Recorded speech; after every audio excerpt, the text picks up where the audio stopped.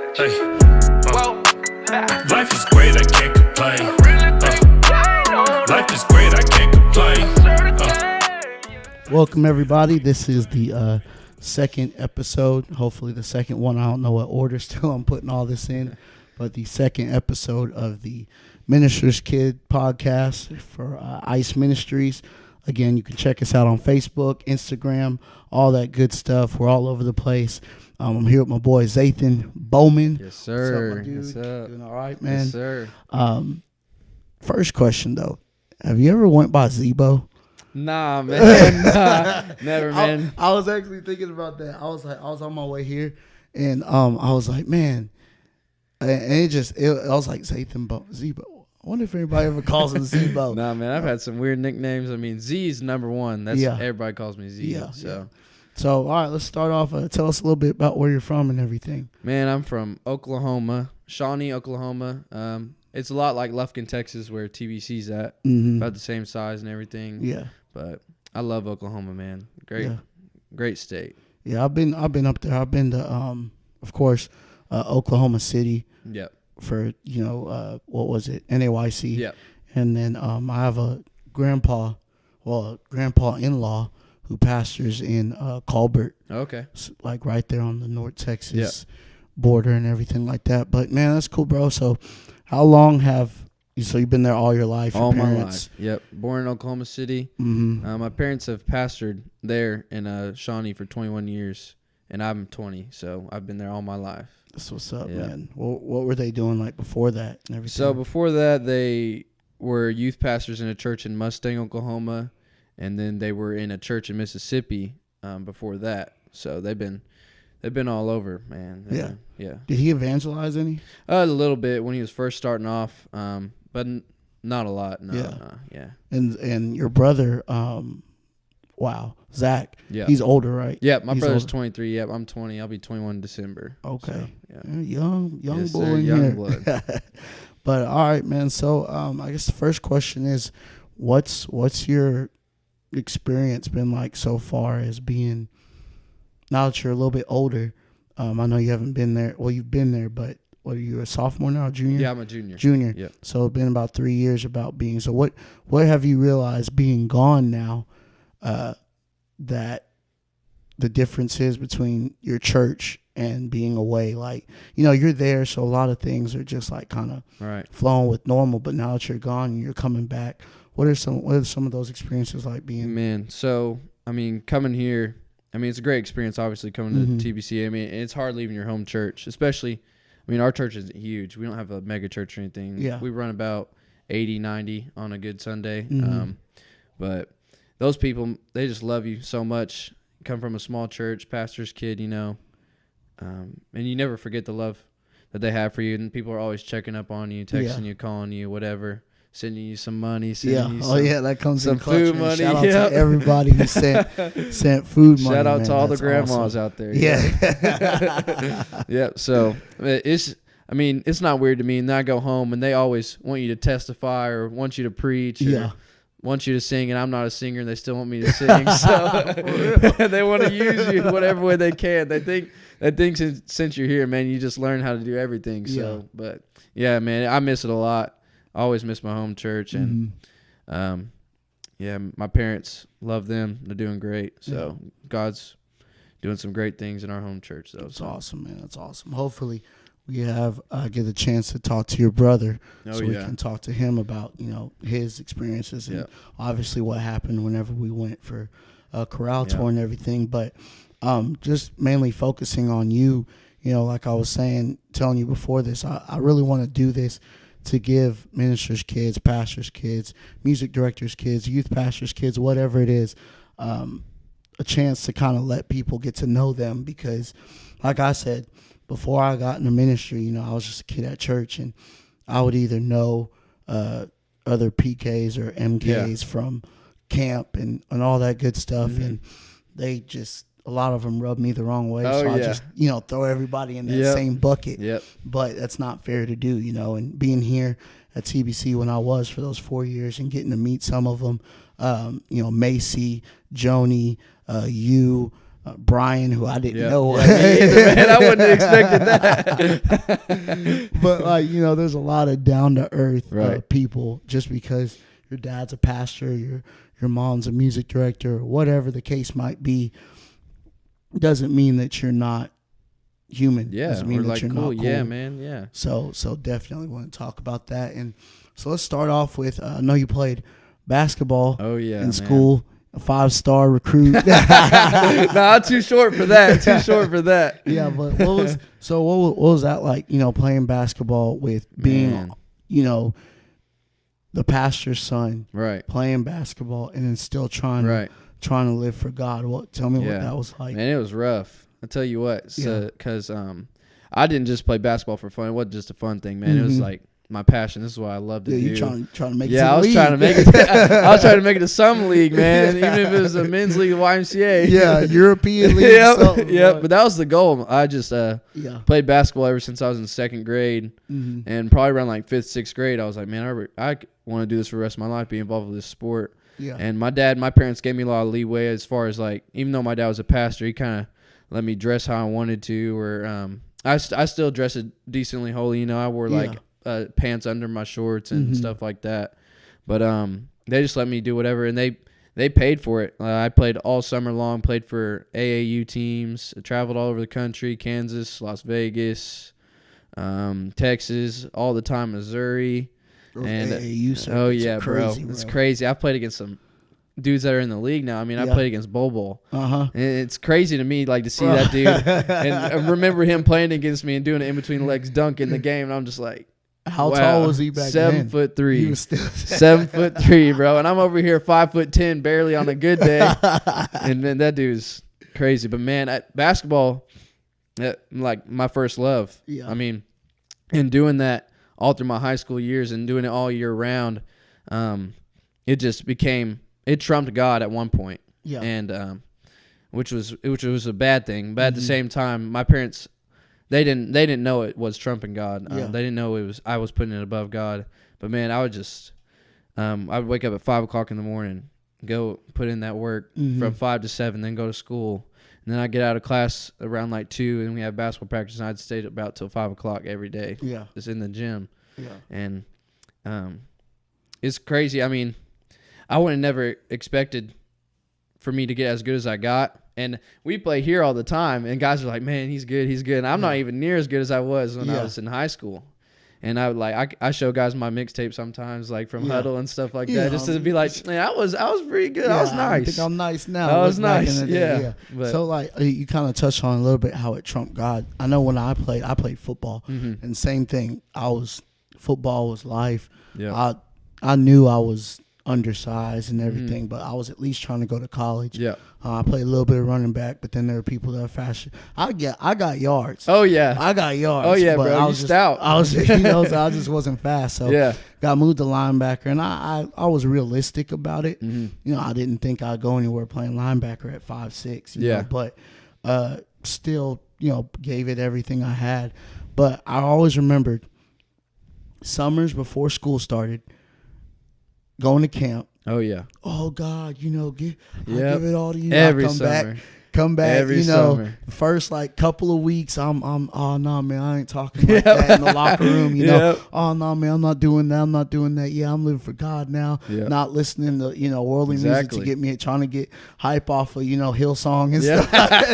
Lecrae, bro, Lecrae comes in clutch. Hey, I was on a lot of Lecrae. Oh yeah, Tripoli, all those guys. You know, just trying to find somebody to get crunk with it. Then the other guys, they're bumping Lil Wayne and stuff, and I'm like, man, that does kind of go. You start moving to it, Now I'm really ready, and then slowly, start to slip. And so I'd say for 3 years of high school, because by like senior year, I had backslid already.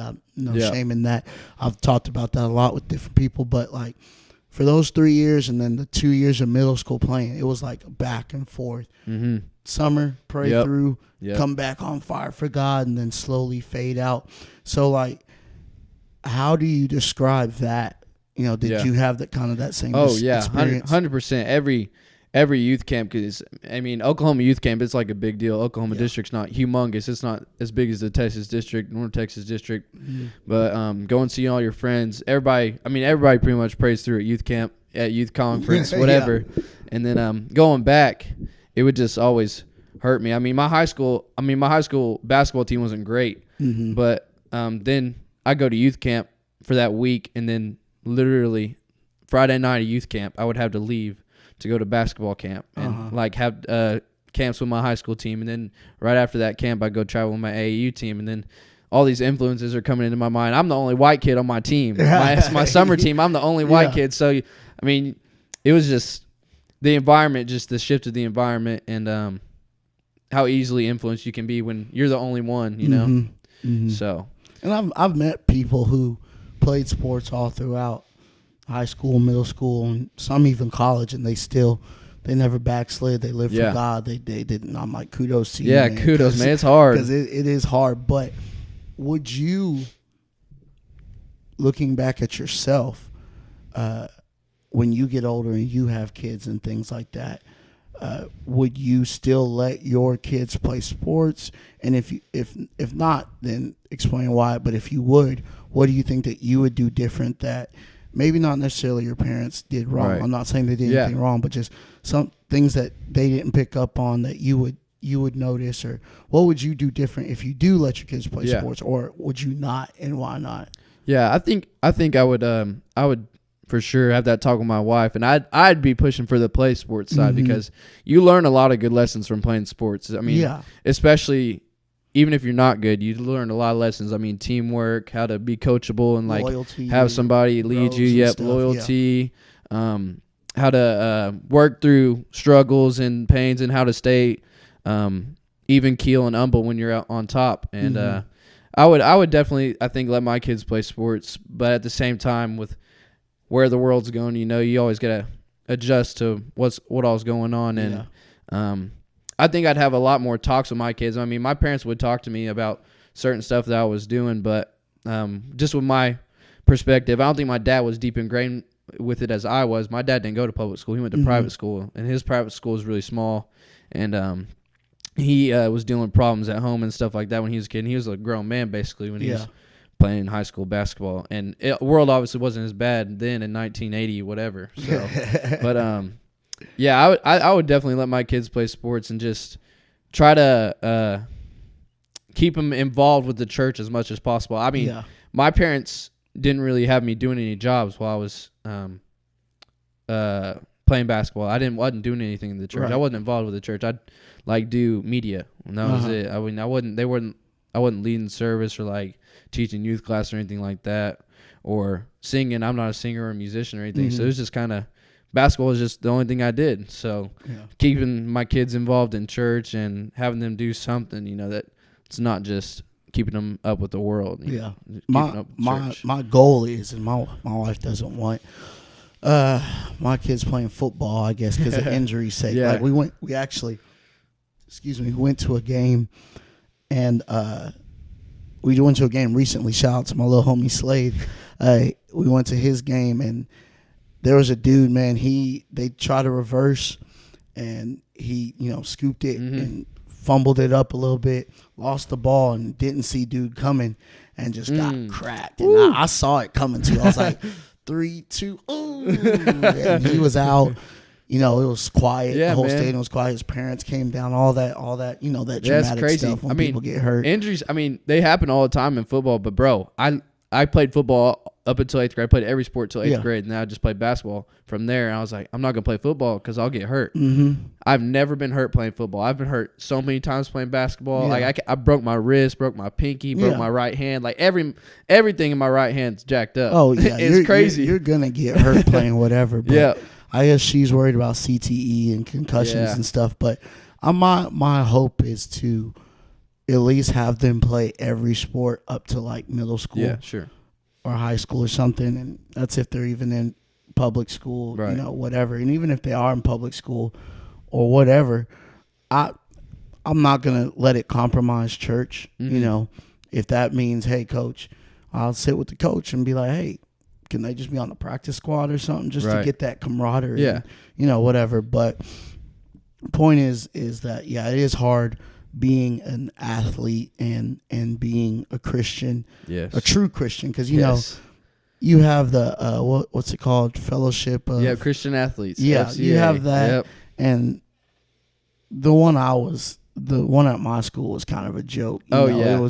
It wasn't really, they weren't trying to, I mean, the guy doing it, he was a good Christian and didn't share the same beliefs that we do, but he was a good guy and stuff. But the actual thing of it, people just went just to hang out, yeah, get free see their pizza friends. and stuff. Yeah. So that's definitely difficult. So when did you, I know that like you said, you're undersized and stuff like that, so I know that had a lot to play with it, play into it. But when did you decide that, all right, ministry is the way I want to go and not far into, because I mean, you could have still got into sports medicine, tried to become a coach, which can still be a ministry in itself. Right. But what made you decide this path versus that path? Yeah. So, I mean, I signed to play college basketball. I had a couple offers, not very many. I mean, small schools like D2, D3, NAIA, community college. I signed with a college in Oklahoma City, Bethany, Oklahoma. Signed to play basketball, and then youth camp came around. Always youth camp. I was getting my pray through on, dealing. And this guy that preached, his name's Myron Wyman Jr. He's pastor out of Atlanta, Georgia. Shout out to him. Oh, so he's a pastor? Pastor I see in him, Atlanta, Georgia. Post stuff. Oh yeah, he's all over social media now, bro, man. He makes one quote and it's just like blows up. I didn't know he was a pastor. That's cool. He was preaching at Oklahoma Youth Camp this year, and he preached a message on Tuesday night called "Dealing with Your Demons." And I was into partying and doing all this stuff. My parents didn't even know. I'd go stay over at my best friend's house, and we'd sneak out and do whatever we wanted. Yeah. And I'd signed to play college basketball in I think April, and then youth camps in June, I think, and had to come to Jesus meeting that night. Really convicting message, and I was just in the altar I think for like 2 hours, and God called me to preach that night. And without getting too far into that, the next night, Wednesday night, I was praying like, God, if this is real, I thought it was a joke. I'd never think I'd hear the voice of the Lord, and I was like, this is a joke. So God, if this is real, send somebody to confirm this for me. Send somebody to say like exactly what you told me in my ear. And from across the chapel at Oklahoma Youth Camp. It's a huge chapel. It seats about probably like 3,000-4,000 people. Yeah. And my mentor now, he comes over there and says exactly what God said in my ear, and I just broke down because I told my dad when I was 15 or 16, sitting on the front row at our church, and my dad was like, "You think you ever preach one day?" I was like, "No, I will never preach it, never." Seeing what all he went through and stuff like that. So it was that summer I had to call my coach that was recruiting me. And tell him that I wasn't gonna come play college basketball, and I was gonna follow what God called me to do. And that was one of the hardest things ever, man. I was watching Brother Bernard has this minister training series that he recorded, and we were watching it. We're watching the series at my old church in Garland. Shout out New Life. But he said that usually the call he said something along these lines. If I'm butchering it, I'm sorry, Brother Bernard, for even watching this. If you are, awesome. Shout out, Brother Bernard. Yeah. But he said that your call gets confirmed through God, the voice of God. You're feeling kind of like getting the itch of it. And then, or your giftings or something like that. It's either like how you feel about it or your giftings or something. And then also the elders at your church. Did you have any like elders or whatever at your church? So I can see, because like I would lead worship, and you see me lead worship, and I just like to lead worship. I'm not really. I mean, I'll preach when I'm when you got a word, but I would just lead worship the way I do. Like, oh man, you could be a preacher. I'm like, nah, and it was like, oh, don't discount it. There's like 2 or 3 elders at my church that kept saying it, and then eventually it was just like, all right, I think I can do both, Yeah. So was that kind of what happened with you? Oh yeah, man. We got my grandpa, my mom's dad. He would always tell me, "Well, son, you're gonna preach one day. Son, you're gonna be a preacher one day." No, he wasn't a preacher. He's just man of God. I mean, he probably prayed for me to become a preacher, I bet. But yeah, it was probably him. Number one. I mean, we always have those elders in our church just because my dad's awesome, man. He's a great orator, great speaker. He's super underrated, honestly, super underrated. He's pretty popular in the Oklahoma district, but they would just see him and be like, oh, he's gonna be great too. So yeah, for sure. Elders, man, my grandpa, number one, he'd always say I was gonna be a preacher. Yeah, that's what's up. Yeah.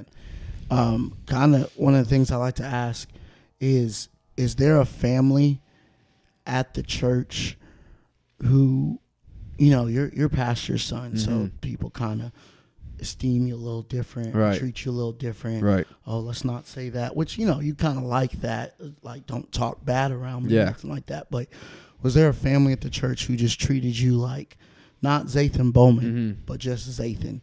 Like the mom was cool, dad was cool. They'd act a fool whenever you go to their house. They took you out places. Just really made you, for a moment, when you're with them, I'm just a normal guy. Yeah. Probably my youth pastor, brother Ricky Garza. He's our assistant pastor now. But man, that dude is so fun. He was like one of the most fun guys to be around. He would take us on all these youth trips and stuff like that, and we would just do dumb, funny stuff. I mean, it wasn't like getting in trouble type stuff, but we like honk the van at people and like wave at them. We didn't even know who it was. And it was just funny stuff like that. And he'd come to all my basketball games, bring his little girls and his wife. They would come to my basketball games and stuff like that. So they really just made me feel like I wasn't just a pastor's kid. Like, they actually really cared about me, not just because I was a pastor's kid, but because of everything that I was doing and stuff like that. So yeah, my youth pastor is number one, probably, for sure. That's awesome, man. What about somebody not like ministerial wise? Okay, like a regular, not calling anybody regular, but like just someone that wasn't in the ministry, just a family. Yeah. No, but I mean, I don't really hang out with a ton of people at my church like I did with my youth pastor. Our church, it's not huge or whatever, so everybody kind of treats me really well. Right. But man, when I came here to TBC, it was just unbelievable. I mean, nobody knew who I was. So, and even though my dad's huge in Oklahoma district, nobody knew who I was. So the TBC family really made me feel like I was just a normal guy. Yeah. Like, even though my dad's a preacher or whatever, like, I'm still on the same level as everybody else. Yeah. So TBC family too, 100%. Yeah, and I think that's important, because you want to be able to let your hair down per se and not have to be, I'm not going to say stuck up, but just like, I got to be perfect. Always be moment watching your moves time, and stuff. You can just be a regular guy, and even when people start, because I knew who you were, because, I had your grandma in my music class. Shout out to Sister B, Bowman, man. Sister B is awesome. But, I had her, and she was so happy that you were coming, and then Zach was coming, and then your sister was coming. So you got the whole, we all here, the whole gang, squad, the triple B's, boy. Yes, sir, triple B's. But and so she talked y'all up, and I made it a point to not let me butter up to him just because he's Sister Bowman's grandson, but also just you had expectation, because that too. You come here, you're Sister Bowman's grandson, so you gotta be on your P's and Q's still a little bit like you would be if you were at home with your dad who's pastor, but you still were able to kind of she seems very hands off, but at the same time, like it's the name. The names will get people, man. Yeah. So she's done a great job. I mean, she kind of stays out of the limelight herself. Like, she stays out of the spotlight, which is good for me. Because when I came here, people were like, "Oh, it's Sister Bowman's grandson." His dad's pastor, like that. Yeah. It wasn't like, "Oh man, Sister Bowman's grandson." It wasn't like nothing crazy like that. So that's awesome, man. That's awesome. What was I gonna say? Whenever you came out here, was it with the intentions of finishing, or did you think you would be a junior? No, because I know freshman year, bro. Second week, 100%. Second day, bro. I was like, all right, this ain't for me. Yeah. I just didn't feel a release to leave. Yeah, I felt that same way, man.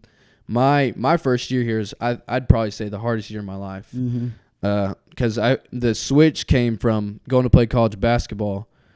to becoming a minister in probably around July, August. Yeah. You know, I called my coach in, I think, late July to tell him I wasn't coming. When I got here, I knew nothing about TBC, man. I mean, I just knew who Sister Carter was and who my grandma was. That was it. I didn't know students. I didn't know what dorms looked like. I didn't know nothing. So I came in like blank slate. And then when you get here, I mean, Brother Gilliam talks about, I mean, we all talk about you put a target on your back for the enemy and for the devil. They're coming after you, especially if you're going to be a minister and try to reach others. And that first year was rough, bro. Man, I never want to go back. So, no, there was no intention of coming all 4 years. I sent a text message to a bunch of my mentors and stuff like that, I think at the end of the first semester, basically saying, like, I don't know if I'm supposed to be here. Like, y'all be praying for me. Like, I don't think this is I don't think I should be here. Like, I think I should be doing something else, you know? So, yeah, no intention. And, you know, I had somebody, more of like an older brother to me say, and he left TBC with 1 semester to go. Oh, man. Not the person that just left here, but somebody else older.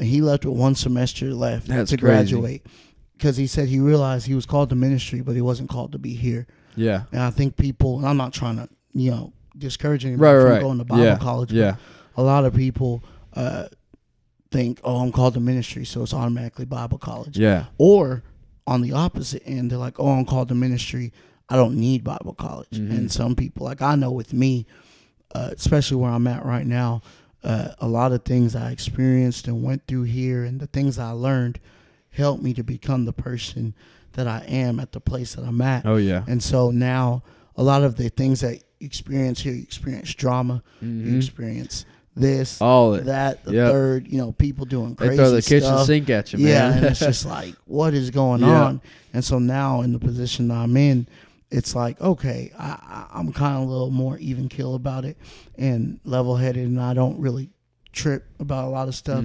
There's some things that get to me, and I'm able to talk to my pastor and just sort through it because he's been doing it for so long, and just he knows his people and things like that. So definitely, you know, it's good that you're still here. Yeah, I'm surprised. And when I got my diploma, I'm like, I looked at it and I was like, make sure your name's on there. Yeah, I was like, man, it felt like, it didn't feel like 4 years. It felt like 50. Yeah. And so, man, just stick it out as much as you feel God's calling you to do it and everything like that. So I want to go back to your home church and home life and stuff.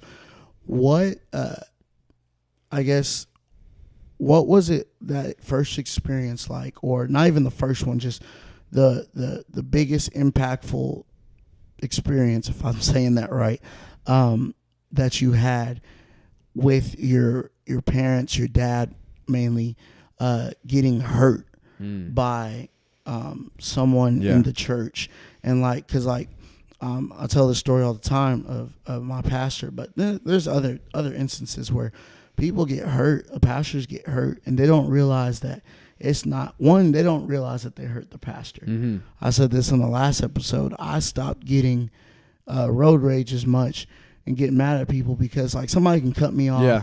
Somebody can almost cause me to get in a wreck, and they're just like, oh, sorry, and they keep on going on about their day, and I'm sitting there hot like, can't believe it. I remember, man, I used to be so dumb. You know, my best friend Briscoe can testify to this. People would cut me off or do something dumb on the road, and I would hold on to my horn, just yeah. I'm just following them, just holding on to it just for the longest. And he'd be like, son, you tripping.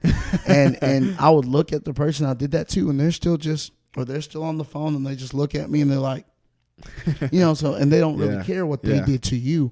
So people can hurt their pastor and not, maybe one, not notice it, right, or two, not care. And then it doesn't just affect the pastor; it affects their kids, his wife, and stuff. So, you know, without going into names or anything, talk about an experience that you had where something happened at the church that really, or it doesn't even have to be at the church, just ministerial wise, maybe within the district or something that hurt your dad, and then the effects that it had on you and your family. Two came to my mind when you asked me that question. The first one, the biggest one that I remember when I was a kid. It wasn't necessarily anybody in the church, but seeing my parents go through this, my cousin in 2009, early 2009, she died in a car wreck. She's 15 years old. And my parents got the news when we were at church, and my dad would, I remember I was 8 years old, and I can't believe I would still remember this. I was sitting on the front row, and my dad, he's just up there on the platform laying on his face after he had preached a message, and then a bunch of men at the church were like gathered around and praying for him, and then a bunch of ladies were gathered around praying for my mom, and I didn't even know yet. They told me after church. So, and my mom, she went and literally stayed with my aunt and uncle, made sure they didn't kill themselves because they were so distraught. I mean, a 15-year-old daughter, their only daughter, dying in a car wreck. My mom basically lived with them for I think about 6 months, and she would literally get home from doing whatever she did throughout the day, and then go to their house and get back home at about 3 or 4 o'clock in the morning. And they weren't nice or forgiving to her about it. Like, thank you. They weren't. It was just hard on her, seeing her go through that every day, and then coming home, my dad and her would just talk about it and sometimes get into it, So, and then another one probably financially, like that's really about it. I mean, we don't come from a huge church. My parents are doing pretty good now. But when we were first there, I mean, they started with 2 people when I was a baby. And then my really young years, I mean, it's always up and down with the smaller church. So we probably would go like through 30, 40 people, 50 people, and just seeing them trying to juggle the finances, especially with new converts that don't know about tithing or anything like that. The financial struggles is just a big deal. I mean, when I was a kid, so. What was it like? Like, could you always tell, like, in those moments that your dad and your mom too, but that they were like, something's off? Like, that, like, not really tension in the house, but just like a sadness, or like just like the whole family was hurting together at the same time. Yeah, for me, I mean, I'm really good. My dad says this. He testifies to this. He tells a lot of people this. I'm really good at reading people, like physically. Like, I can just look at them and see. And when all that stuff was happening with my cousin and their family, like, man, I noticed the bags under my mom's eyes, and noticed how drowsy and like tired they were all the time. And you could tell like the differences in the messages my dad was preaching then, like after all that had happened. And then when he's going through financial difficulties too, you see like the difference in what they're going through. And you see it in the platform, you see it in the music, you see it, and I saw it physically on the wear on their bodies and stuff like that. So yeah, man, it was. I mean, and I wouldn't say nothing because I was real little. I mean, I didn't know what to say. So, but thus saith the Lord. You're 8. I knew what was going on. I mean, I wasn't dumb. So that's so. Are y'all like? Did y'all kind of rally together and get out of it, or did God just kind of slowly? God just work things out? God would just kind of slowly work things out. We never like had to come to Jesus meeting or anything like that. So it would just take time. Usually, most of the time, like especially with the financial part, just getting more people, getting them acclimated to the church and things like that. So it would just take time usually for us. Now, this ain't trying to diss them or nothing, but do you think your parents are cool? I personally think like your mom and dad are some cool people. Especially your mom is funny. She's cool. I like their like their passion for OU and all that stuff. Oh man, sometimes it's too much. Sometimes it's too much. Man, my parents are awesome. I'm really close with both of them. I'm the favorite. You can ask my brother and my sister. I'm the favorite. I don't know how. I'm the middle child, so I'm the favorite. And me and my dad are really close. Me and my dad get along really good. We're kind of like, it's kind of weird. Our relationship has grown over the years. Like, he would train me basically for basketball and stuff like that. And he just kind of became one of my best friends. And then me and my mom, I love her to death, man. That's my mama. I'll always love her. My first love. So, I mean, she carried me around for 9 months. Me and her get along great. We share a lot of similar interests. Like, she always be buying me a ton of clothes. So, I mean, I love that. Like, I mean, I got some nice suits. She always got me swagging, man. So, my parents are awesome, man. That's awesome. And so, like, what's it like with your brother and sister as far as just like, again, and this is kind of focused on as being ministers' kids, like, were there times when like y'all were, that's going to make mom look bad or something like that? Like, were you ever worried about that? I guess more so you yourself. Were you ever did you ever feel that pressure, those expectations? Oh yeah.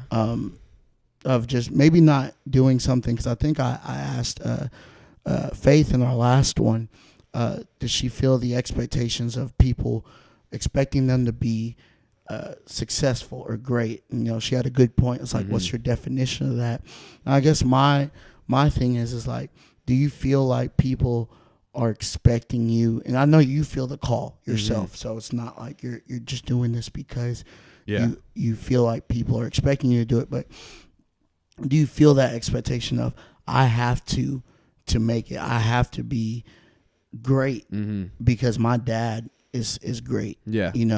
Do you feel that pressure sometimes? I do sometimes. I mean, for me, I'm real competitive, obviously, with the sports background, so I have that battle within myself a lot, honestly. In my mind, I'm just like, man, I got to be better than my dad. I got to be better than this guy. I want to be better than this guy. I want to be one of the greatest preachers of my generation. And that expectation comes from myself a lot, which I think you need to hold yourself to, honestly, if you want to become a minister. There's always got to be like a push to become greater than you are at that moment. And, but as far as when I was a kid, man, me and my brother and my sister, I mean, we're close, but we're not like best friends or anything. We don't hang out all the time or anything like that. But we Bible quiz when we were kids, and so that was like the thing. That was the thing, man. That was our expectation, man. I remember our parents getting that red in the face at us if we wasn't doing good. So, and they put that competitive spirit in me. I mean, from Bible quizzing, from playing basketball, whatever, and there was a really high expectation for that. And I mean, we were really good. Yeah. Me and my brother won 2009 junior Bible quizzing nationals, but we never placed any other year except for first place that one year. That's awesome. Yeah, man. They would push us to our limit. Our Bible quizzing team, when I was a part of it, dude. Shout out to Sister Rhonda and Sister Robin. Dude, they would take us. It was me. It's tough. My friend Micah, Justin, and my cousin Travis. And then we had girls too, but just I remember us guys. Man, we would go to Timbuktu Friday, do that Friday night game, lose, then do that Saturday morning early game, lose again, and have to go right back home. I'm talking about we're driving 4, 5, 6 hours sometimes just for two losses. See, we getting the belt. We getting the belt. If we lost, we was getting the belt, man. Who else? Sister Miller. Rest in peace to her. But yeah, man, they were dedicated to us, man. Even though we go, like I said, we go all the way out there and lose, and then have to come all the way back. And like at first, that first hour, you're kind of like, man, we lost. But then we just turned into a fun road trip and stuff and all that. So that's pretty cool, man. Y'all won nationals. I did. Yeah. I got a couple of blue ribbons, maybe 2, literally. A couple of red ribbons, more red than blue. We had so many. We've thrown away a bunch. Yeah. Like we had so many trophies, bro. I'm not kidding. It was such a big deal. We kept everything. Me and my brother been tossing it out over the years, kind of like. I think I got. Did y'all do extravaganza? Oh yeah. I think I got a 5th. Man, I don't know. I don't want to say. I feel like I got a 5th place trophy. My mom might see this and check me on that, but I think I got a 5th place trophy at extravaganza, and that was about the highest accolade, other than like a first place. Like, man, I remember one time I got first place and we still lost. So it was just like, man, it is what it is. Yeah. I swear. All right. Did y'all study the questions? Oh, not the questions like for the quiz, like that they were gonna give like before the quiz, but like me and my brother were like teammates my whole life, and so we would literally. My dad writes questions, and so he would write questions for us. And he like sells them. Yeah. So he would write questions for us and like make us quiz each other, and like we'd have to get them within like we'd only give each other like 3 words. Yeah. And we'd have to be able to get the question. Because like we would go to some quizzes or tournaments, events, whatever they're called, and it would be like in 1 John, in 1 John 1:1, what is the first word spoken in the first line? And it's like, how did you know the question? So we would go back home. We like, man, they're studying the questions. Just let us, because they give you the little packets that of questions that they will ask. Maybe not in those exact order, but man, they're studying the questions and the answers. There's no way they're not studying the scriptures. No, I mean, people would interrupt on a cross-reference two-part. This next question is a two-part cross-reference question. Ready? Question. In the book of Romans, what was beep in the book of Romans? This, and I'm like, man, they're studying. And you feel the like questions, you feel like I don't know how they're getting that, because literally you can't make up the rest of the question in your mind. Like you're just sitting over there, you're like, how did they even think of that? Yeah, like, man. And that's happened to me a ton, but I've also done that a lot too. So I can't say nothing, man. Dude, that's funny. That's funny. So, what are some hobbies that you like to do, kind of for fun, and then also what do you do to unwind? Like if you're stressed out, and so you can't, swolled up. Kind of so swole, man. Getting there. I'm getting there. I'm trying to be like you, bro. Just leftovers. Yeah, man. My big thing is now is working out. I got into working out, I think, the end of my freshman year at TBC. Me and my boy Jackson Page, shout out Jackson. Me and him really got into working out, watching YouTube videos about working out and stuff like that. So that's mainly now. It used to be basketball was my de-stressor, but now working out is. And I was probably... You probably remember, I was probably about 150 pounds my freshman year, 140 pounds, just skinny, scrawny. I could get up a little bit, play basketball, but I wasn't about to beat nobody up. I wouldn't say you were scrawny, bro. I had a little bit of something on me. I mean, I wasn't tiny, but, man, the progression is my thing, man. Seeing, like, the changes in my body, changes in my mood, my energy and stuff like that. I'm probably, like, 195 now, and it's crazy. I never think I'd be, like, this into working out because I love basketball so much. And then I just got into reading this summer, reading books. It's kind of surprising because I'm not a big reader. I read, I think, around 30 books this summer and listened to audiobooks too. Night. Yeah, man. Bro, I'm slacking, dude. Faith said last episode, and by the time this airs, I hope she meets her goal. She said that she tries to read 100 books a year. Wow. And last week when I was here talking to her, she had read 78 books already. Bro, that's awesome. I was like, that's more books than there is weeks in the year. There's 52 weeks in the year. And you've read 78 books. That's crazy. But I'm getting better at being a big reader. I do want to. Like, I enjoy it. It's just the actual sitting down. I remember I messaged somebody who reads a lot. I was like, dude, how do you do it? Because, like, literally, I'll be fine. I can drink an energy drink before I read and be like, just heart racing and stuff, and start reading. All of a sudden, and I don't even know even what with the happened, energy drink, dude. even with the caffeine, even that. So I'm getting better at that and everything. What are your favorite type of books? Like I read. Do you read more than one book at once, or do you focus on one? Oh yeah. See, I'm all over the place when I'm reading.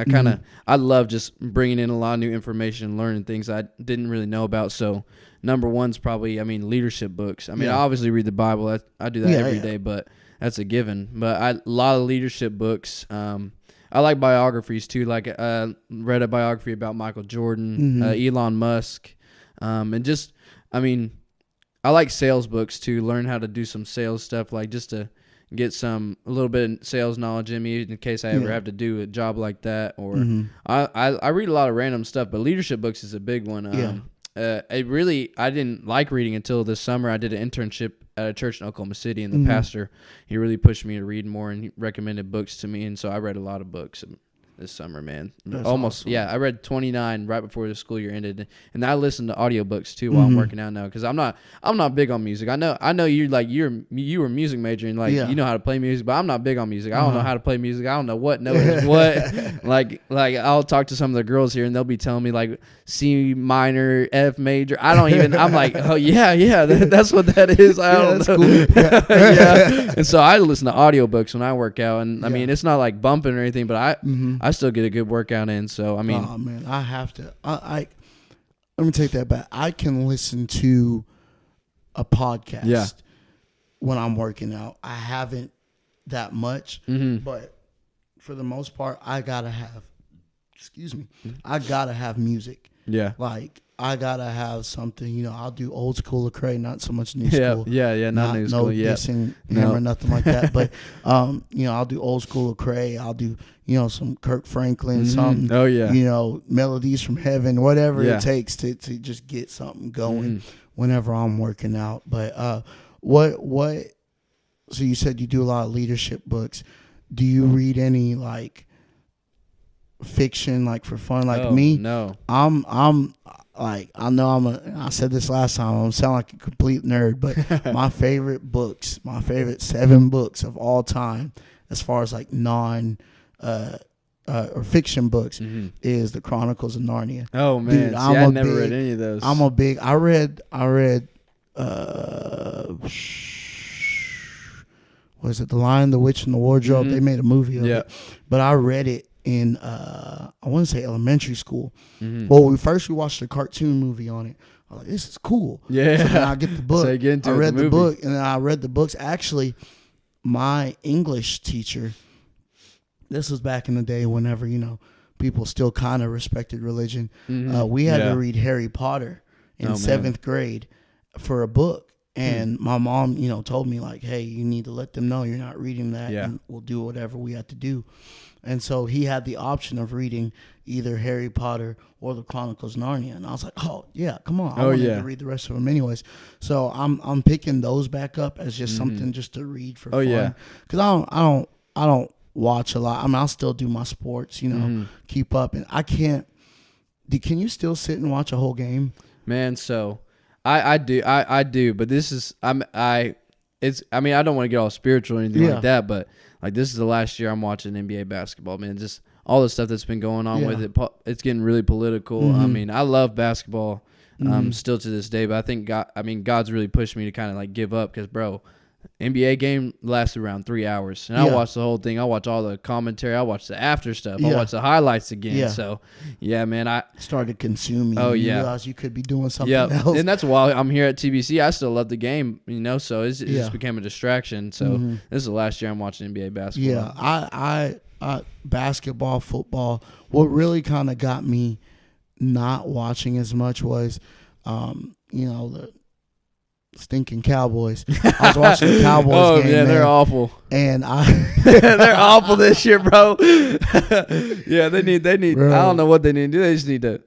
What do they call in the NBA? They just need to tank. Yeah, they just need to tank. Get somebody in there. But they lost a game, and I don't remember when. It was like 2-3 years ago, and I remember I was just in a bad mood, and like because of the game. Yeah, you know? And I was, you know. Yeah, I was cheering it on and everything. I was just in a bad mood. And then I, you know, if you have this is personal conviction, you know, if you don't feel bad about watching sports, don't. Yeah. I'm not preaching to y'all or nothing, but not at all. But like I just let that dictate my mood for the day.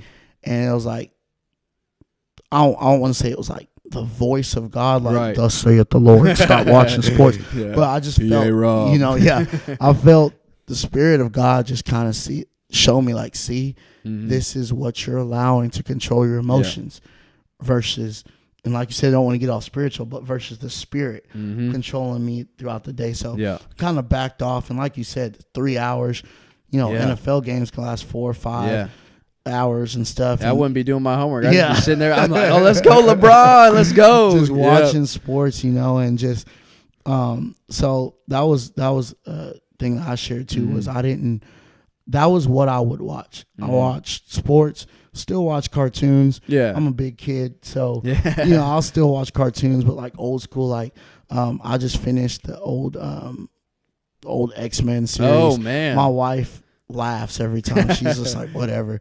Which, you know, it's better than I had the PlayStation. All y'all, you know, give you advice, bro. I had the PlayStation. And I was like, man, I'm going to play this. You know, I would just play one game, and then go do whatever, hang out with my wife or whatever. Yeah. And she wasn't liking it. So I, you know, and I felt, again, that time I was spending playing the game, even though I'm weird, I would play the game, whether it's I had the old NCAAs. Oh man, that was the best. Yeah, before they cut them old NCAA games. Those, that's the best. And pay those players. And come on, somebody. 2K, Madden. I was big. Madden was life. Oh yeah. And but I would play with the volume down, and I would actually, believe it or not, either listen to preaching or listening to audio Bible while I'm playing. And so I was like, I'm still doing that and playing and stuff. And then I got convicted between my wife and then just praying and realizing that I could be, because like my pastor is like a father figure to me, and he's like, I think he's up here, me too. And so I want to get like that, or at least here. You Yeah, know? exactly. Yeah. And so in order to do that, I was like, what can I cut out? I was reading actually a John Maxwell book. We're reading the 15 Invaluable Laws of Growth. And it was like, what can you, I think it was the law of deduction or something like that. What can you take out of your life? And that was the first thing that came to mind. And I was like, man, maybe I'm just emotional right now. And so I let it linger a couple of weeks, and it was just like, nah, so I gave my PlayStation to a family in the church. I'm that same way. Like, with the law of deduction, I 100% believe in that. Especially, if you want to be a great minister, if you want to be a great leader in the church, you got to give something up for God to give you something. Yeah. I preaching that, I was telling you about it earlier before we started, about preaching in that chapel. That's the message that God gave me, talking about sacrifice. Getting here to TBC wasn't enough for me. Like, you can still be at TBC and still be backsliding. It's one of the easiest places to backslide. And so if you want to be great, you got to give something up. So basketball is like one of those things, like I'm giving that up because I want to be up there, like you said, man. I want to be up there like with my dad, with my pastor. So yeah. So I really cut that out and started trying to read more. That's awesome. And if not reading, then I'm spending time with my wife. Do that either way.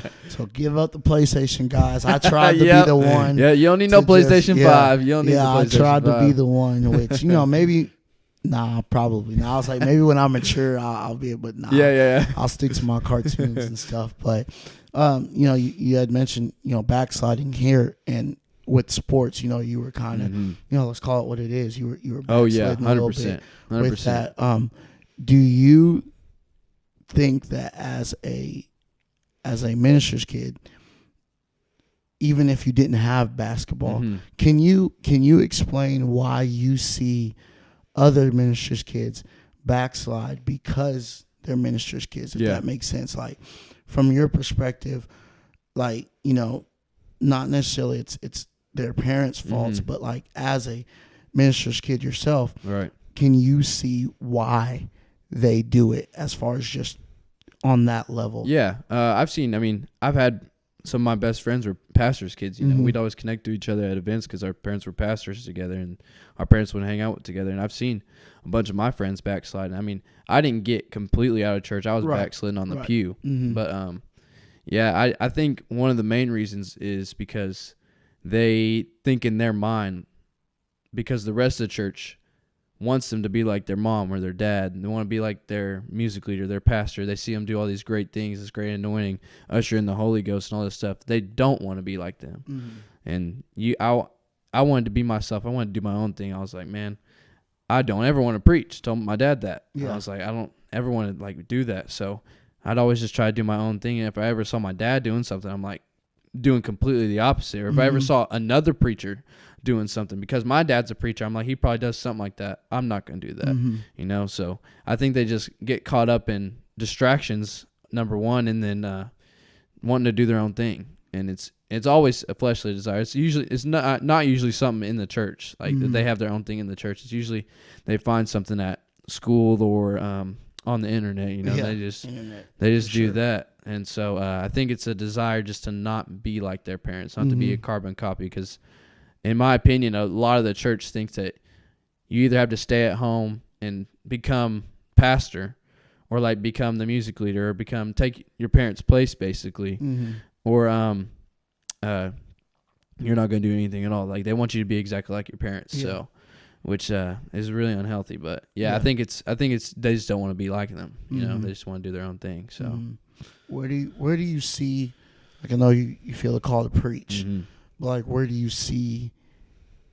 Do you know yet in what direction God wants you to go, whether it's evangelizing, Yeah, I do. youth pastoring. Yeah, I want to. I do feel a call to evangelize, 100%. Like when God called me to preach, I believe I heard the voice of God, which not a lot of people do. I mean, and that's one of the very, very few times I've ever heard it. And what he said was, I'm calling you to be one of the greatest preachers of your generation, if you're willing. Yeah. And that's exactly what the mentor said in my ear too. And so I was like, all right, this ain't fake. So yeah, I believe I'm called to evangelize and just become one of the greatest preachers of my generation. And eventually one day I want to pastor a church. So but evangelize and travel. I love traveling. So, I mean, my dad, we travel a little bit, especially for Bible quizzing. And then with AAU, I feel like traveling is just a part of my life. So evangelizing, and especially, man, with the way the world's going, man, we need more evangelists. We need more pastors and stuff like that. So, evangelizing for sure. So that's a great segue into this question. Who are your 5 favorite preachers in general? Yeah. And you can say your dad if you want. Oh, yeah. You have to. Yeah. You have to say your pastor. Your pastor better be your number one. Your pastor better be your number one, man. It was my bishop, who's now my bishop. But then now it's my pastor. Yeah. But it's pastor my pastor. Better be number one. Then my bishop. Then mentor, older brother to me, Kurt Green. Evangelist who's now a pastor, Brother Josh Carney. Okay. He's definitely up there in my top 5. And then an old school guy who's actually coming to do a revival at my church this weekend, Brother Gordon Poe. Oh yeah. A lot of people, that man's a lot savage. of people knows about Brother Poe. So those are my top 5, and a lot of it with Brother Poe was because I heard him a lot. With Brother Carney, it was he mentored me my first year, actually pretty much all the way up till like halfway through my senior year. He was someone I would call anytime I go on TMAs, preaching out, whatever. I would call him, or just to talk about ministry and stuff. And he was like, man, just the way he preaches and the way his methods of praying people through to the Holy Ghost and stuff like that. Brother Green, he was at my church for 10 years, youth pastoring. Okay. He was my youth pastor from the age of 14 to 18, and then he was still there for a while, and then so hearing him and everything, he has a message called "The Battle for the Bread."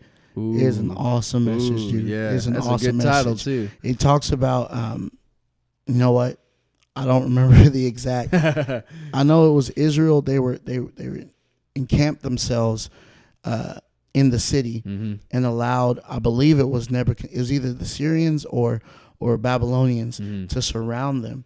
And all they did was just like, okay, you can stay in the city all you want, but eventually you're going to have to come out here. Yeah. And when you do, you're not ready for what's coming out here against you. And that was kind of like, he was like, we need to stop being so insulated, as we can see in this world right now of how, the elections and stuff are going.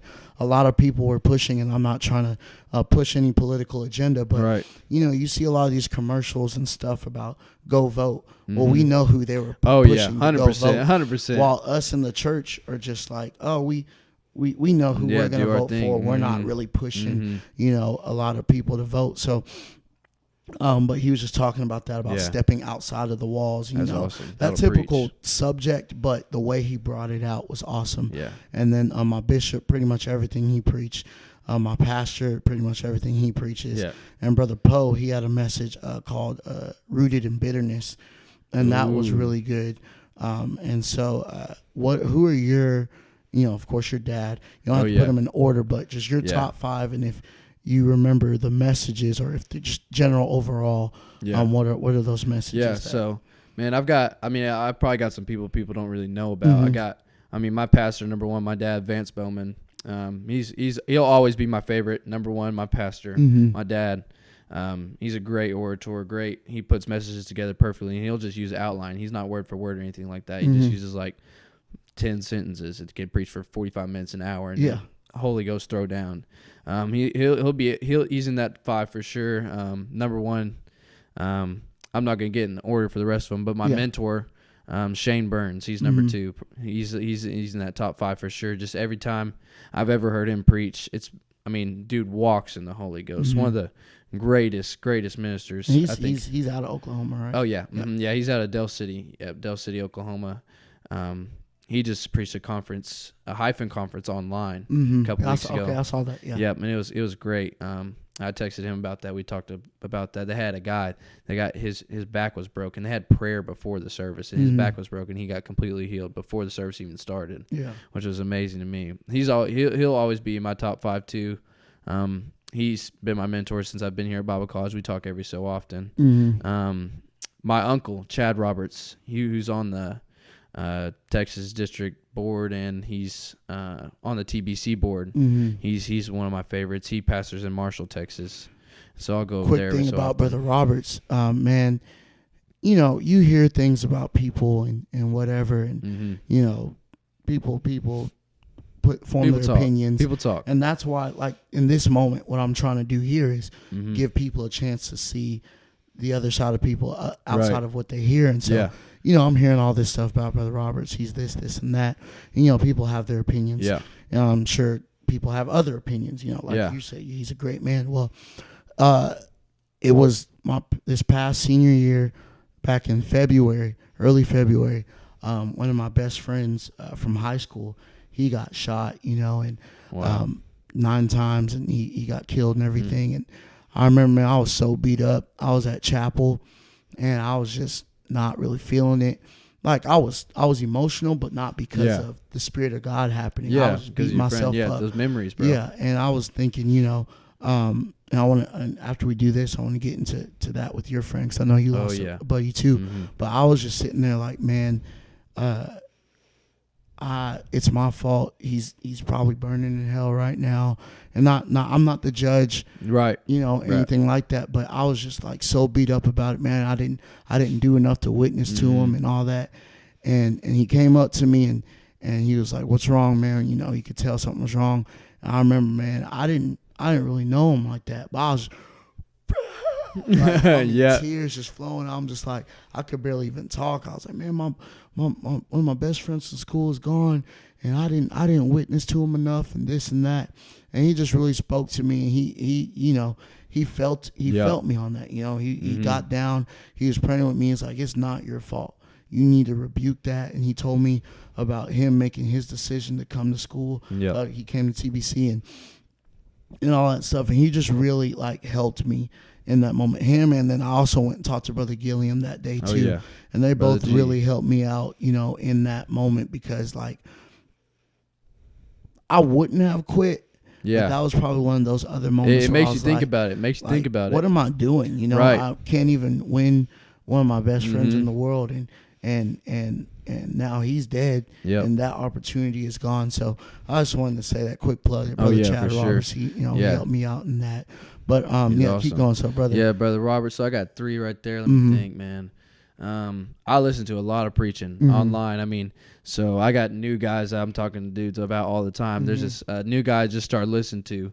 He's not UPCI, but I think he's WPF. He's Tony Spell's the youth pastor, I think. His name's Cornelius Williams. Okay. Bro, he's cold. I heard him a little bit of his message at what is that conference that they put on in Odessa? Oh man, they got a couple conferences. Well, it was the one they just most recently did. And Daniel, I'm sorry I forgot the name of it. Shout out to Daniel Schmelzer. Hopefully I can interview him soon. But and I listened to a little bit of him, and I was following him on Instagram.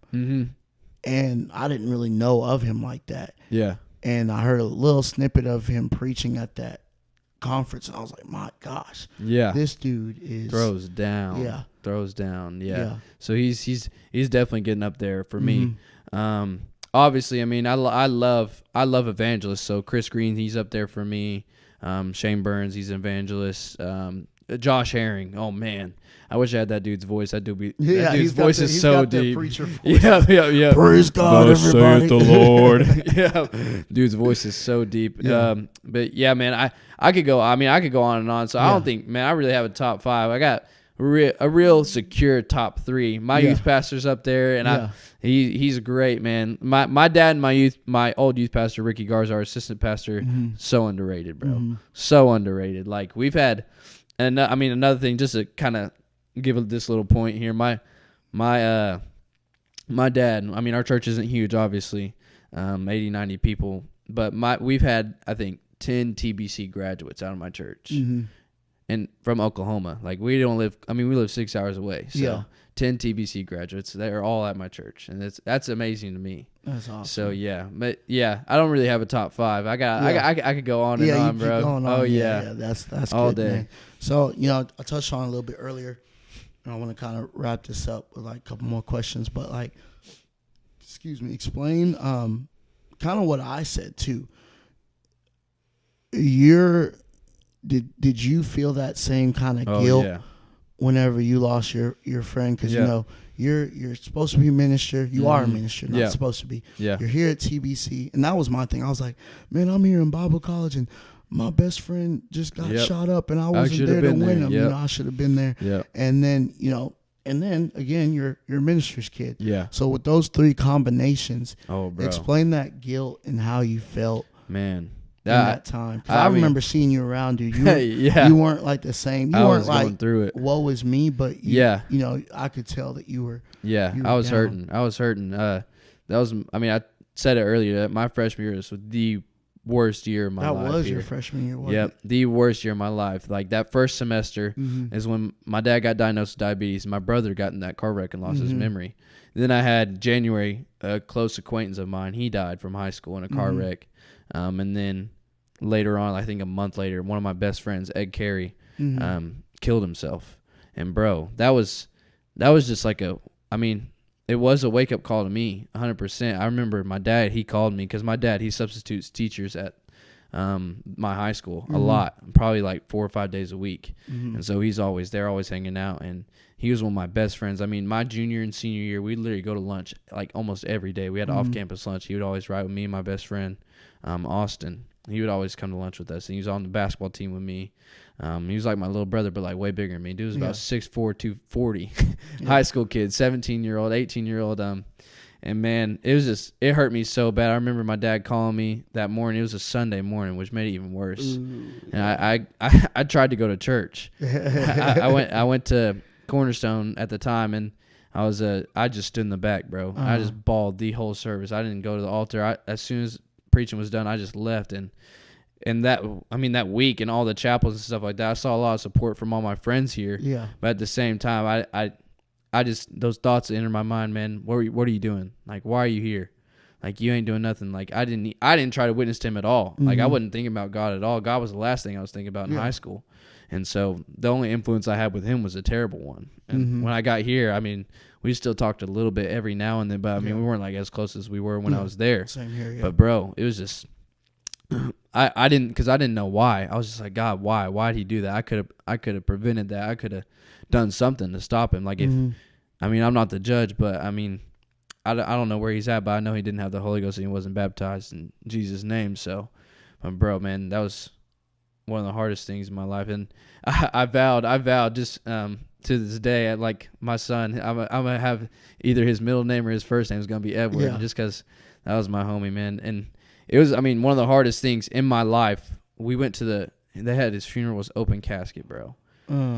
That was those are always tough, man. Those open caskets. They had people walk up and like walk around like everybody. It was thousands of people were at his funeral and just walking up to his casket. I was like, bro, is he gonna get up? Like, this is my boy, this is my dog, and he never got up, and that was, I'll never forget that, man. Yeah. Never forget that. Yeah.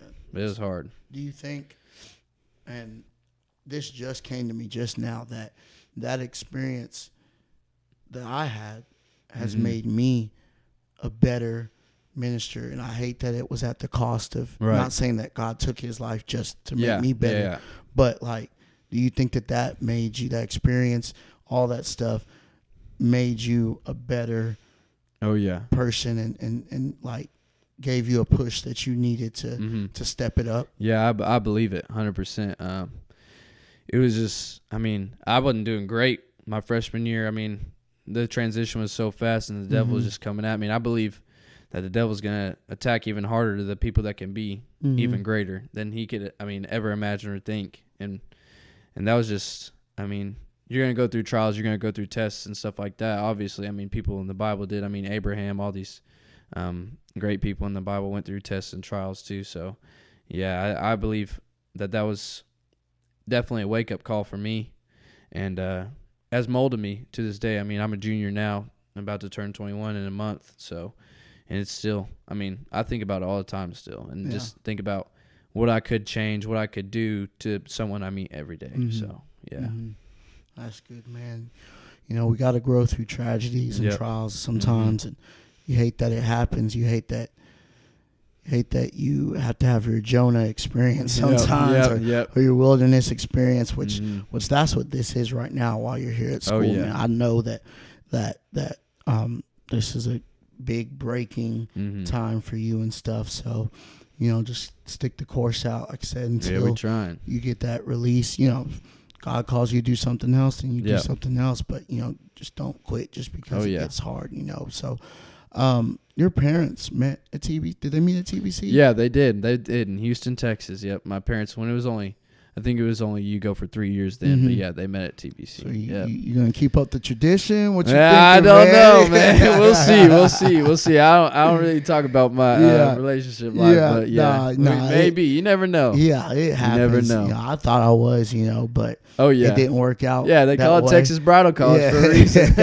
Actually, people to this day still think that my wife went to TBC. That's crazy. Yeah, because they're like, "Oh, you went to Bible college? You met your wife at TBC?" Yeah. Like, no, actually, I got jumped in their DMs. That's what I'm talking about.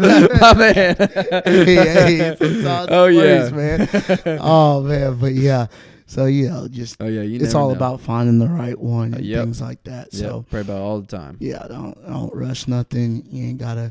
You know, a lot of people leave out of here single and they're like, "Oh, I failed." Like, that ain't why you come here. That ain't why I came. That's here. why Come you on, came. Son. Then you failed. If that's why you came, but wasted what $8,000. $8,000 a year. Yeah, get no wife. Come on, man. Basically trying to pay for a wife at that point. But nah, man, that's awesome, dude. So I guess last two questions. And it's kind of going way back, kind of off topic. But since you're a sports guy, what was your best stat line for a game? For a game, let me think. Come on, triple dub. See, I couldn't get no rebounds, bro. I couldn't get no rebounds. I wasn't getting up like that. I mean, I've dunked a couple times, but I wasn't getting up like that.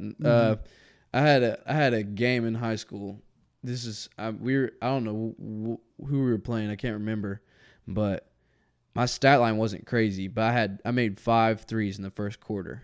Made 5 threes in the first quarter. I had 25 in the first half. Klay Thompson action. I had 25 in the first half. We were up by 40 at the end of the first half. I didn't even play the second half. I had 25 in the first half, and then I've had a couple AAU games where I had around like 30 or 40 points. But I was more of a passer. That's why I got recruited. I was short little dude, but I could throw some dimes, bro. I was a little Steve Nash out there. So I was. Anytime I played, I was just assist and defense. That was my thing. And like I'm small, but I was like, okay, if this guy's small too, then I'm gonna take him to the paint. That's how you get the minutes. You know, cleared out. I'll be like, all right, I'm gonna take this small guy to the paint with me because I know I'm strong and I can kind of body him down there and stuff like that. Oh yeah, it's all the IQ, bro. I mean, I had games in high school where I have like 15 assists, and none of my teammates were like that. None of my teammates were good. I didn't play my high school team. I didn't play with nobody great, but like I've got snapshots of like Twitter accounts like Prep Hoops Oklahoma and like all these Oklahoma high school basketball accounts like sharing my stat line on stuff like that. I have like 15 assists, like 12 assists, like 20 points, whatever. Like nothing too crazy. But I had some great games, man. I was good. That was nice. My best, my best highlight was I scooped up a 63-yard fumble, returned it. I got a good block from my boy Cheech. We called him Cheech. His name was Victor Marin. I didn't know he blocked him. I was just running. Oh, yeah. You see that stuff later on film. When y'all watch the film, you're like, oh. And he came up, cleaned him up, and I'm running for my life. I had a bum. I messed up my knee the year. That was my senior year. Messed up my knee my junior year. Still messed up to this day. Yep. But so I have a knee brace on. I'm not that fast to begin with. I'm running. I felt like I was We're watching film. I was like, boy, I wasn't really moving. But hey, nobody came and ate me up. So you know, other than the guy that Cheech blocked, I had that 63-yard scoop and score. And that's then crazy. My last game of my senior year, playing basically the toilet bowl game because we were over up to my last game. Wow. And that team that we played, they had only one win. And so we beat them, and it was about, I want to say it was halfway through the third, which was the end of the third. I know I didn't play most of, if not half the fourth quarter. I ended up having, at the end of the game, 15 tackles. Oh, man. Which led the team that game. We always had the leading tackler my senior year was a guy named Derek Akune. We were kind of we were close back then, not so much now. But he went on to UNT. Wow. They won their first, I think, the first ever bowl game for the Dallas Bowl game or something like that for the school. He got drafted. He went undrafted to Atlanta. Got picked up by the Cowboys. He had a huge. Wow. So in college, he lit up Todd Gurley, made him fumble. That's what I'm talking about. And then in the NFL, he lit up Jared Goff in a preseason game and made him fumble. But he was just undersized and stuff. He's in bodybuilding and stuff like that. But I beat him in tackling that one game. And if any of my buddies care to watch this and they've come to this point, they're going to hear the honest truth. So me and this guy, we're talking smack. My team we didn't have a good offense.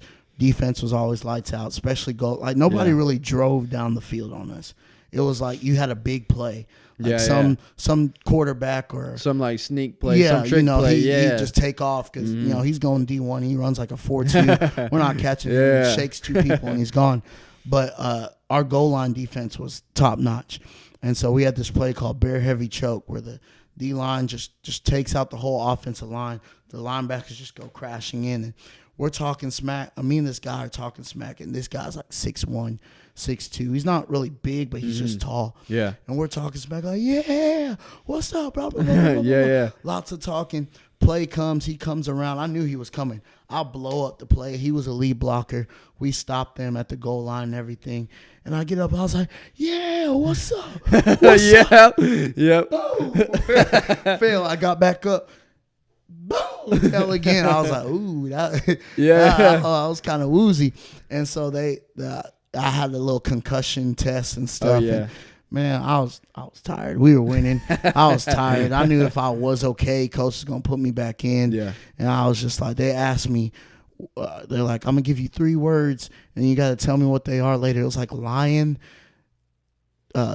dandruff, and cola or something, some 3 weird, random some words. random. I knew what they were when they came back 5 minutes later and asked me, but I just messed them up on purpose because I was like, I'm not feeling it. I'm not feeling it. I'm good, man. I knew I had some good stats. That was the will of the Lord. That was the will of the Lord. But man, I wish I would have stayed in. I would have had like 20-something tackles. Oh yeah. But yeah, that's awesome, dude. 15, that's crazy. Yeah, bro. I didn't know I had 15. Like I knew I was all over the place. But I didn't know I was like that much. I would have stayed. I would have stayed in.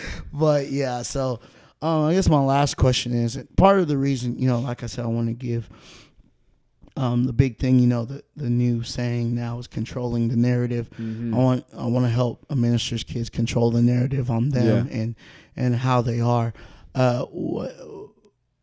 So that's part of the reason why I'm doing this. The other reason is I want to know as a minister myself what I can do to be the best father to that kid that I'm going to have that's going to be a minister's kid themselves. So what's something that maybe your parents did that you thought like, man, I'm going to do that when I'm a dad and I'm in ministry and I have my kids. What's something that they did or something that you would do different than what they did that's something like that's key, like something that you feel like is something very successful that will I think a big thing for me is I went to public school and man, how the world's getting now, I don't think public school is the best option. I think so. On that real fast, I'm feeling like right now I'm feeling half and half because like I'm thinking like halfway do public school and then take them out, or probably public school first, then take them out and do Christian school or whatever, homeschool, or probably not the other half because the older you get, the harder it is. But like, So you're about to say probably not do public school at all? Yeah, I mean, for me anyway, like all my voices, all the influence in my life was literally at public school, and then I'd pray through at church camp, whatever. Go back home, get all those friends that I was with again, you know. And I learned so much in public school that had nothing to do with school. I mean, just with the world, you know.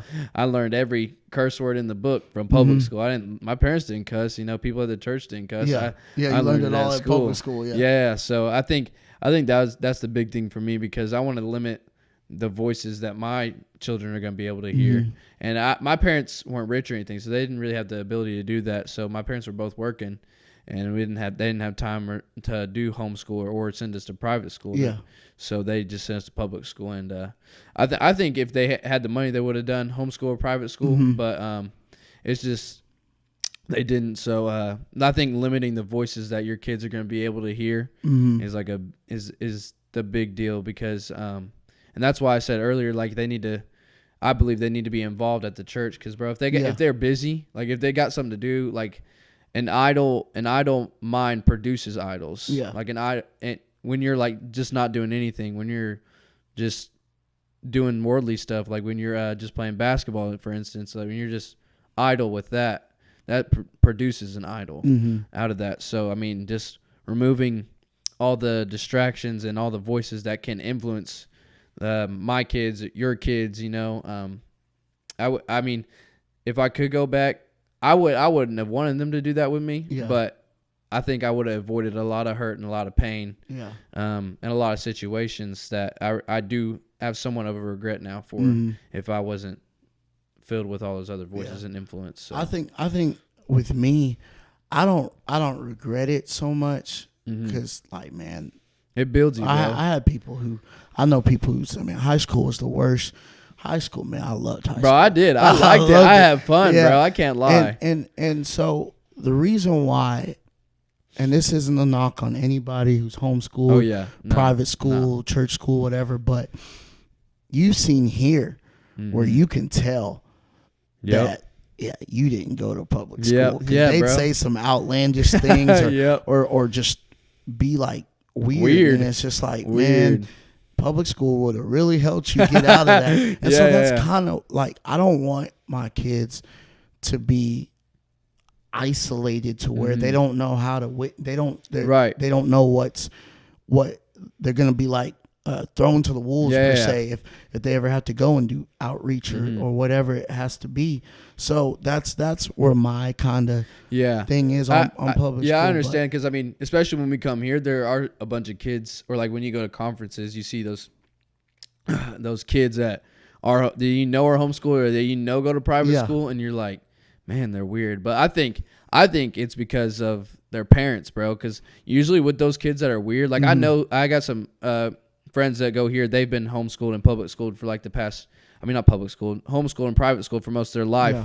And they're not weird. Yeah, you can, and there's like, some cool that you can't tell. Like, it's like, oh, I thought you went to public school. No, I was homeschooled. They've been homeschooled, so, and they're both, they're two sisters, and they're, like, I wouldn't have even guessed they went homeschooled. So I think a lot of that depends on the parents, which I mean, you cool. So like your kids is going to be cool. They ain't going to be weird, bro. So if you decide to do that, I'll refuse, dude. They ain't going to be weird. Man. You too cool. You too cool, bro. Like, I'm okay with like a nerdy kid and something like that. But man, I just don't it's want not my weird. kids to be Like, lame, they don't know nothing, you know? Like, I'm like, I know that might be selfish or weird to say, but God, please don't give me no lame kids. Straight up. Like, I know I probably won't think it, because it's like, I see my kid and that's my pride and joy. But at the end of the day, I don't want to sit there and be like, man, this kid is lame, bro. Like, you know what I'm saying? So definitely, bro. Yeah. Man, I appreciate it, dude.